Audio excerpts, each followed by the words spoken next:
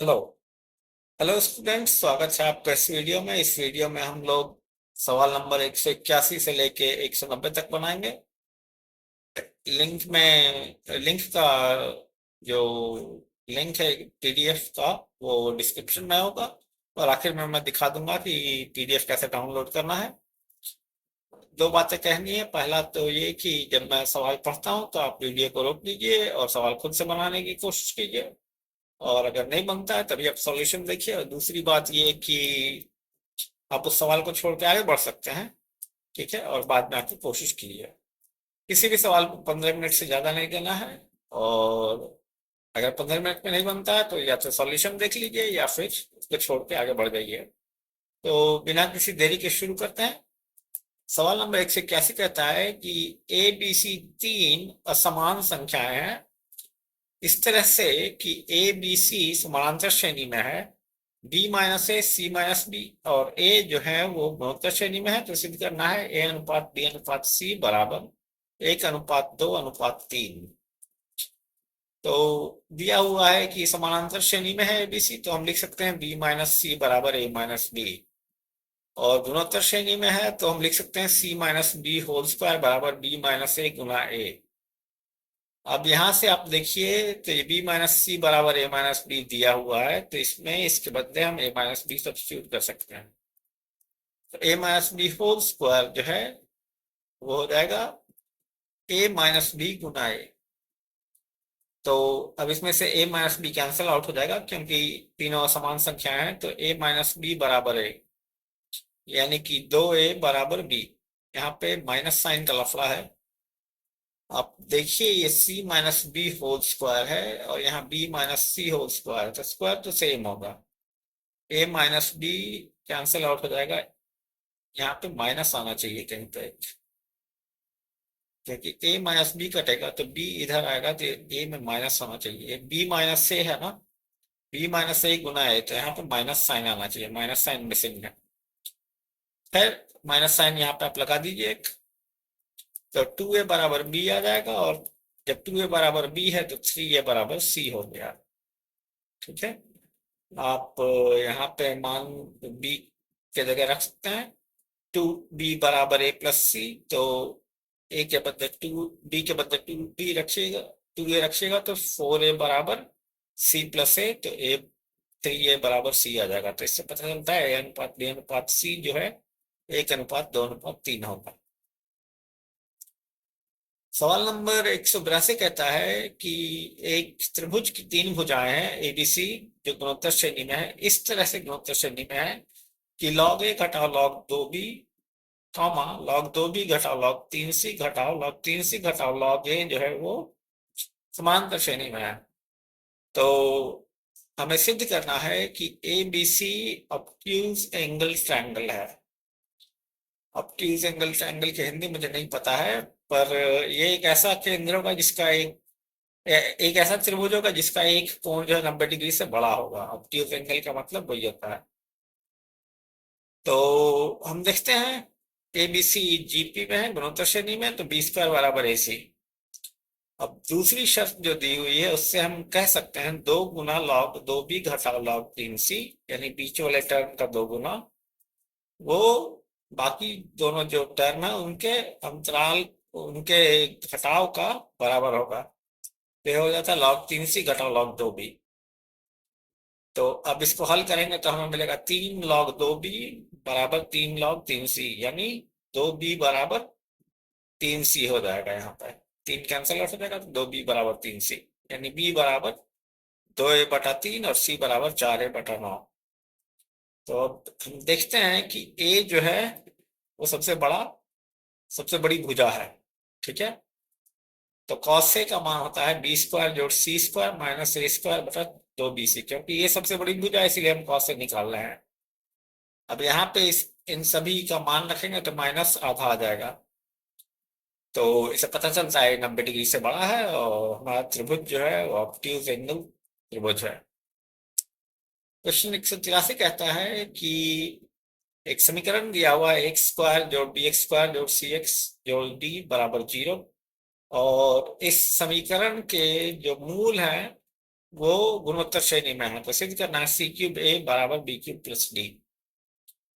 तो मान लेते हैं अल्फा बीटा गामा जो है वो मूल है, तो alpha plus beta plus gamma बराबर माइनस बी बटा सी। ये बीटा से रिलेशनशिप से आता है। Alpha beta plus beta gamma plus gamma alpha C बटाए और अल्फा बीटा गामा बराबर माइनस डी बटाए। अब मान लिया कि आर सामान्य अनुपात है, तो बीटा हो जाएगा अल्फा और गामा हो जाएगा अल्फा आर स्क्वायर, और अल्फा बराबर एक्स मान लिया।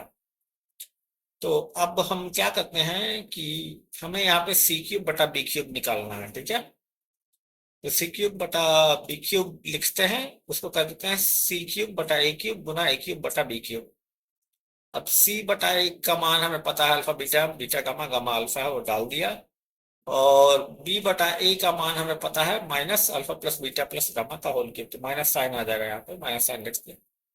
अब यहाँ पे अल्फा बीटा गामा को एक्स और आर के टर्म में लिख दिया, तो ये आ गया। तो इसको हल करेंगे तो आएगा minus x cube R cube, ठीक है।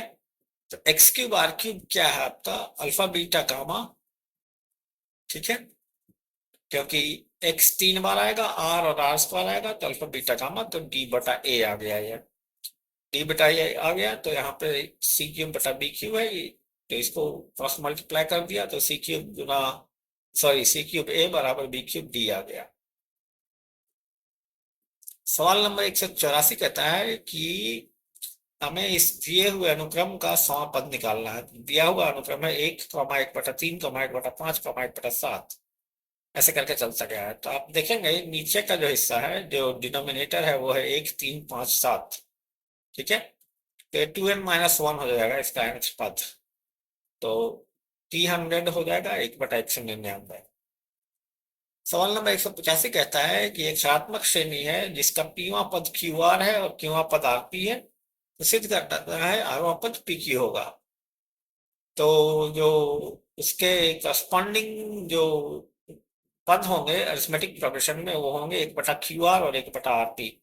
अब मान लिया ए पहला पद और डी जो है सामान्य अंतराल है, तो a+p-1d बराबर 1/क्यू आर और a+p-1d बराबर 1/r। जब घटा दिया तो p-q गुना d बराबर p-q बटा pqr, तो d का मान 1/pqr आ गया। अब पीवे पद के मान में रख दिया इसको, d का मान, इसको हल किया तो ये भी a भी 1/pqr आ गया। a और d दोनों 1/pqr, तो आरवा पद निकाला 1/pqr जोड़ r-1 pqr बराबर 1/pq। इसीलिए आरवा पद जो है हरात्मक श्रेणी में वो pq में होगा, क्योंकि ये समानांतर श्रेणी में निकाला है, तो ये हरात्मक श्रेणी में हो जाएगा। सवाल नंबर 186 कहता है कि यदि पीवा क्यूवा और आरवा पद किसी हरात्मक श्रेणी का ए बी सी हो, तो सिद्ध करना है क्यू माइनस आर गुना बी सी जोड़ आर माइनस पी गुना सी ए जोड़ पी माइनस क्यू गुना ए बी बराबर 0। तो मान लिया x पहला पद है और y जो है सामान्य अंतराल है, तो समांतर श्रेणी में वो पद होंगे 1/a 1/b 1/c। तो लिख दिया x+p-1 गुना y बराबर 1/a, x+q-1 गुना y बराबर 1/b, x+r-1 गुना y बराबर 1/c। अब पहले दोनों को घटाया तो p-q बराबर b-a बटा ab आ गया। तो इसका मतलब है p-q गुना ab बराबर b-a बटा y। इसी तरह से q-r bc बराबर c-b बटा y, और r-p गुना ca बराबर c-a बटा y। तब देखिए ये जो है ये साइक्लिक सम है, ठीक है। तो इसका योग जो है 0 हो जाएगा, तो 0 आ गया हमारा। सवाल नंबर 187 कहता है कि यदि ए बी सी ऋणात्मक श्रेणी में हो, तो सिद्ध करना है a-b बटा b-c बराबर a बटा c। तो हमें सिद्ध करना है a-b बटा b-c बराबर a बटा c, यानी कि ac माइनस bc बराबर ab घटा ac, यानी कि 2ac बराबर ab जोड़ bc। तो ये जो है तभी आएगा जब abc ऋणात्मक श्रेणी में हो, इसीलिए इसको उल्टे से चलेंगे तो ये सिद्ध हो जाता है। यदि ए बी सी डी ऋणात्मक श्रेणी में है, तो सिद्ध करना है ए बी जोड़ बी सी जोड़ सी डी बराबर 3 है। तो मान लिया दिया हुआ है कि ए बी सी डी ऋणात्मक श्रेणी में है, तो 1/a 1/b 1/c 1/d समानांतर श्रेणी में होगा। मान लिया P जो है समान अंतराल है, तो 1/b माइनस 1/a बराबर P, यानी ए बी बराबर a माइनस b बटा P। इसी तरह से बी सी बराबर b माइनस c बटा P, सी डी बराबर c माइनस d बटा P। सबको जोड़ दिया तो ये आ जाएगा a माइनस d बटा P। अब समांतर श्रेणी से हमें पता है 1/d माइनस 1/a बराबर 3p। इसका मतलब 3ad बराबर a घटाओ d बटा p। तो इससे हमारा आ गया ab जोड़ dc जोड़ cd बराबर 3ad। सवाल नंबर 189 कहता है कि x1 x2 x3 से लेके xn तक जो पद हैं वो ऋणात्मक श्रेणी में है। तो सिद्ध करना है x1 x2 जोड़ x2 x3 जोड़ x3 x4 ऐसा xn माइनस 1 xn तक इसका मान जो होगा n माइनस 1 x1 xn होगा। तो ये सवाल ठीक 188 की तरह है, उसका जनरलाइजेशन है। ठीक है, मान लिया d जो है सामान्य अंतराल है, तो 1/xn घटाओ 1/x1 बराबर n माइनस 1 गुना d। ठीक है, तो इसका मतलब है x1 माइनस एक्सन बटा d बराबर n माइनस 1 x1 xn। ऐसा राइट हैंड साइड आ गया।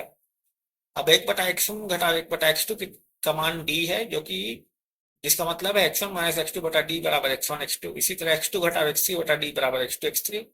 ऐसे करके चलते जाएंगे, हमें आखिरी में मिलेगा xn माइनस 1 घटाओ xn बटा d बराबर xn माइनस 1 xn। अब इन सब को जोड़ दिया तो ये आ जाएगा x1 घटाओ xn बटा d बराबर n माइनस 1 x1 xn। तो उस तरह से सिद्ध हो गया। सवाल नंबर 190 कहता है कि यदि ए बी सी ऋणात्मक श्रेणी में है तो सिद्ध करना है a बटा b जोड़ c कॉमा b बटा c जोड़े कॉमा c बटा a जोड़ b जो है ऋणात्मक श्रेणी में होंगे। तो ए बी सी समानांतर श्रेणी में है क्योंकि ए बी सी ऋणात्मक श्रेणी में है। तो 1/1/b 1/c जो है वो समांतर श्रेणी में है। अब इन तीनों को a प्लस बी प्लस सी से मल्टीप्लाई करेंगे, गुना करेंगे, तो भी वो समांतर श्रेणी में होगा। अब इन तीनों में से एक घटा देंगे तो आ जाएगा हमारा पहला पद हो जाएगा b जोड़ c बटा a, दूसरा हो जाएगा a जोड़ c बटा b, और तीसरा हो जाएगा a जोड़ b बटा c। तो ये समांतर श्रेणी में हो जाएंगे। तो उनका जो व्युत्क्रम होगा वो a बटा b प्लस सी, b बटा c प्लस a और c बटा a प्लस b, वो तीनों ऋणात्मक श्रेणी में होंगे। इसी के साथ हम 10 सवाल हल कर चुके हैं और मैं आपको दिखाता हूँ। मेरे वेबसाइट पे आइए, और दूसरी लिंक जो है वो अलजेब्रा की है, तीसरी त्रिकोणमिति के, दोनों डाउनलोड करके आप पढ़ सकते हैं। कॉर्डिनेट ज्योमेट्री की बुक एक हफ्ते के अंदर आ जाएगी। सर्कल्स का चैप्टर एक हफ्ते के पहले कंप्लीट हो जाएगा और मैं तब उसको अपलोड कर दूंगा। यहाँ पे लिंक उसका रहेगा और मैं इसमें जोड़ता रहूंगा और भी मटेरियल, फोनिक सेक्शन और मिसलेनियस एग्जाम्पल्स में जोड़ता रहूंगा। ध्यान देने की बात है, मैं टाइपिंग मिस्टेक्स है क्योंकि मैं अकेला लिखता हूँ और रिवीजन अभी तक हुआ नहीं है। तो ये डेट आपको बताता है कि कब वो बुक अपडेट हुई है। ठीक है, तो आप जब डाउनलोड करें तो फाइल को रीनेम करके वो डेट डाल दें, ताकि बाद में अपडेट हो तो आपको पता चल जाए कि इसमें कुछ ऐड हुआ है और आप फिर से डाउनलोड कर पाए। तो इसी के साथ इस वीडियो को समाप्त करते हैं। मुझे उम्मीद है कि आप लोग कड़ी मेहनत कर रहे होंगे, और कड़ी मेहनत करने का मतलब ये नहीं कि मजा नहीं आना चाहिए, मजा तो आना चाहिए। कठिन मेहनत का मतलब है ज्यादा से ज्यादा सवाल बनाने हैं। आप एक बार थ्योरी पढ़िए, समझ लीजिए थ्योरी को, उसमें बहुत सारे सवाल बनाइए।